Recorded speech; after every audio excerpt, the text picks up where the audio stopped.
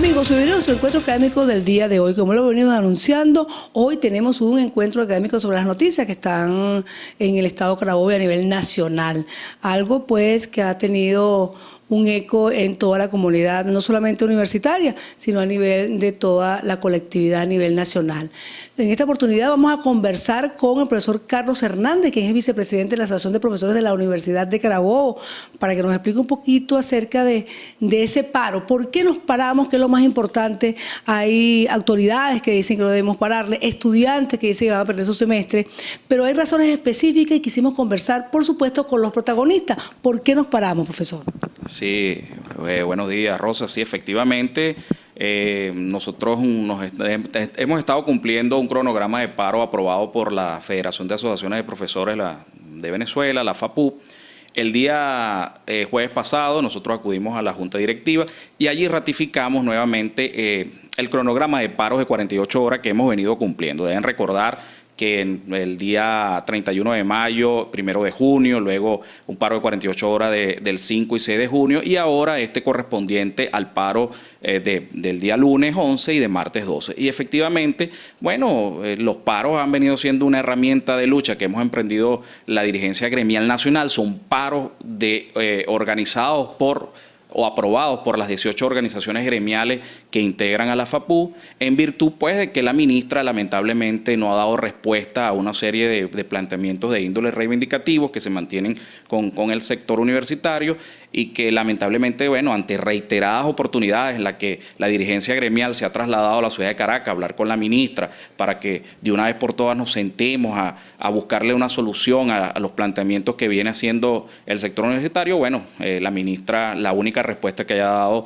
es la que nosotros vemos que se ha plasmado en la prensa, más bien instando a grupos de acción rápida en contra de los universitarios que nos encontramos haciendo este tipo de protestas, porque ella cree que es una acción de sabotaje, que somos desestabilizadores. Esa es la única respuesta que ha dado la ministra a unos planteamientos que son sencillos. ¿Cuáles son? Bueno, mira, en principio pasa por la cancelación de deudas que se mantiene con el sector universitario. Son 14 años esperando la cancelación de los intereses de prestaciones sociales y en algunos casos los pasivos laborales, pues los pasivos. Me refiero, por ejemplo, a esta universidad que fue transferida al nuevo régimen, en la que, bueno, no se ha cancelado lo que es capital y lo que tiene que ver con los intereses de prestaciones sociales. Cosa, por cierto, que en el mes de noviembre del año pasado, el presidente de la República, en una locución presidencial, con la vehemencia que lo caracteriza, dijo que antes del 1 de mayo, ante la promulgación de la nueva Ley Orgánica del Trabajo, iba a cancelar estas deudas que mantenía con el sector universitario. Y bueno, llegó el 1 de mayo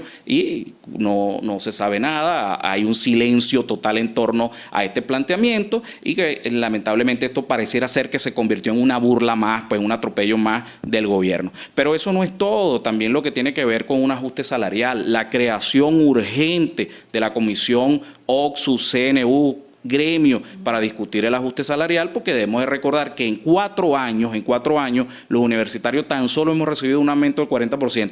Eso es sencillo, eso es un aumento como de un 10% por año en estos últimos 4 años y la inflación en este país, bueno, en estos 4 años ha sobrepasado más del 100%.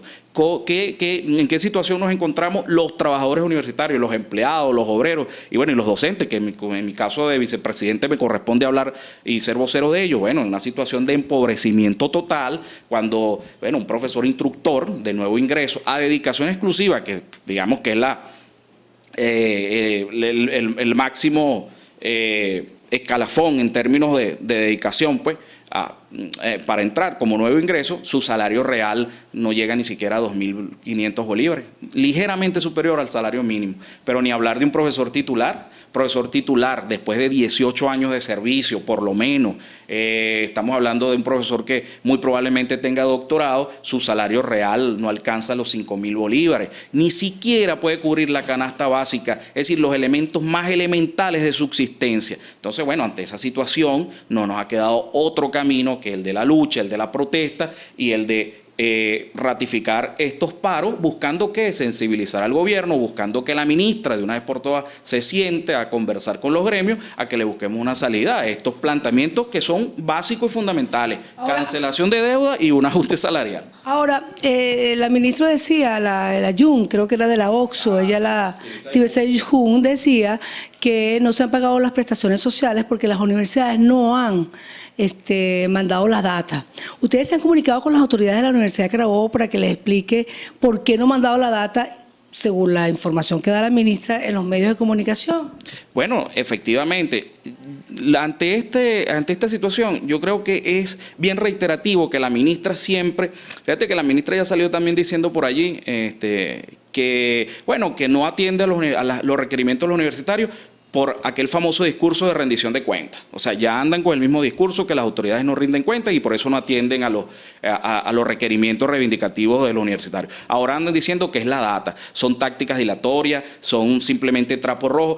Bueno, si son las autoridades de las universidades que no han enviado la data, que envíen la data. Nosotros entendemos, realmente... el estatus, nosotros hemos intentado conversar en 2 ocasiones con la profesora Yesy Divo, donde vamos a llevar este planteamiento y donde queríamos conversar con ella en torno a por qué hemos venido realizando estas jornadas de paro. Lamentablemente ella no nos ha podido atender. Entendemos que cuando le hemos solicitado la reunión, ella se encuentra en alguna otra actividad. Para este paro del día martes nosotros pensábamos acudir a conversar con las autoridades para hacerle ese planteamiento, porque ellos son representantes de los profesores en el CNU y precisamente el CNU es el sitio idóneo, natural, ideal para que puedan discutir todo lo que tiene que ver con las reivindicaciones. Entonces, no hemos podido, digamos, coincidir en una fecha para hacerle este planteamiento y para hacerle otros planteamientos adicionales, pues, en torno a este tema de los trabajadores que tiene que ver con eso, pues con los intereses de prestaciones sociales, y más ella, porque ella forma parte de la comisión. Es importante resaltar que en el último CNU no se discutió absolutamente nada. Era un problema que ya habíamos ido a paro. Exactamente. Ahora, pero ¿por qué esa actitud de algunos rectores? Porque todos los rectores que estaban allí en ese CNU estaban interesados o deberían estar interesados porque el paro es nacional. Ustedes a nivel de todas las seccionales no le han planteado a esos rectores la exigencia que queremos los profesores universitarios de tener y de luchar juntos por eso. ¿Por qué ese divorcio de las autoridades con los gremios?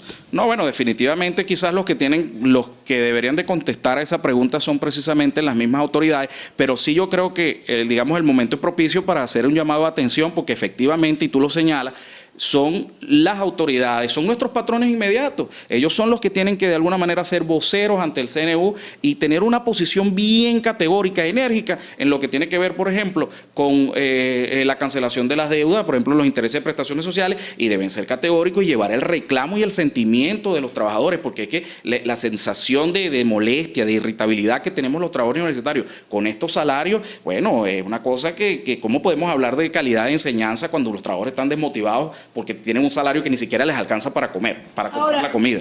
Profesor, ¿no será esto una manera del gobierno de no intervenirnos, porque eso sería muy problemático para un gobierno, y de una manera de ahogarnos presupuestariamente con unos rectores que no trabajan conjuntamente con los gremios, y que unas autoridades que dicen hay que tener las puertas abiertas, pero sin academia? O sea, nos estamos convirtiendo entonces en un liceo grande.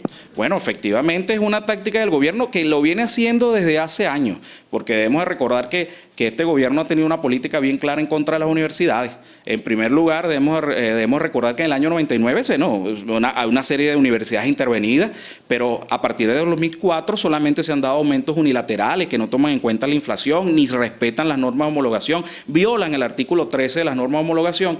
Y bueno, el caso presupuestario, que año tras año sigue siendo reconducido, que no atiende a las necesidades reales de la academia y que evidentemente pone a las autoridades en el CNU a estar pidiendo... que se pasa un CNU pidiendo dinero y a medias. Dinero a medias, okay. Y que bueno, con las insuficiencias presupuestarias muchas veces no se resuelve el problema va más allá de eso. El problema no son solamente las insuficiencias presupuestarias, el problema también pasa porque se atiendan los requerimientos de los trabajadores. Pero muchos profesores, muchos estudiantes nos llaman, nos preguntan, ¿qué pasa con ellos? Que son los más afectados. Ya regresamos, lo responde el profesor Carlos Hernández, vicepresidente de la Asociación de Profesores de la Universidad de Carabobo.